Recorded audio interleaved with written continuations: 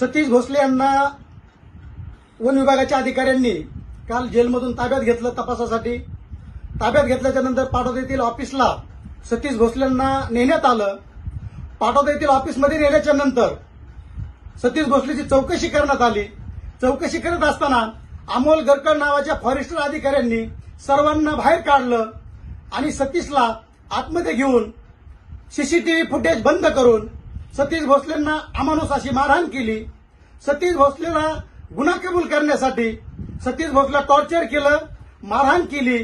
तुझ्या घरच्यावर गुन्हे दाखल करील, मी नक्षलवादी एरियामध्ये राहिलेलो आहे, मी तिथले हत्यारं वगैरे आणीन आणि तुझ्या घरीच्या तिथं ठेवील आणि तू नक्षलवादी आहेस असं घोषित करील, तुझ्या घरच्यांना गुंतवीन, अशा पद्धतीचं सतीश भोसलेंना टॉर्चर केलं, मारहाण केली आणि सतीश भोसलेंना न्यायालयामध्ये हजर केला असता सदरील बाब आम्ही न्यायाधीश साहेबांच्या लक्षात आणून दिली आणि मग न्यायाधीश साहेबांनी सतीश भोसलेंचं स्टेटमेंट घेतलं।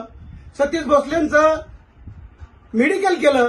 मेडिकल केल्याच्या नंतर सदरील फॉरेस्टरच्या अधिकाऱ्यांपासून सतीश भोसलेंच्या जीवाला धोका आहे।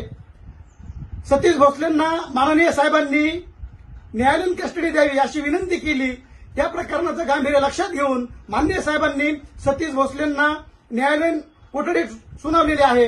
यानंतर जो अमोल गरकड नावाचा अधिकारी आहे तो सतीश भोसलेच्या आडून इतर मागासवर्गीय समाजावरती, आदिवासी समाजावरती, भटक्या समाजावरती हा दहशत निर्माण करण्याचा प्रयत्न करत आहे असं एकंदरीत यातून दिसून येत आहे। म्हणून सदरील अधिकाऱ्याच्या विरोधामध्ये आम्ही कायदेशीर तक्रार दाखल करणार आहोत, आम्ही गुन्हा दाखल करणार आहोत आणि आम्ही त्यांच्या विरोधामध्ये फिर्याद देणार आहोत।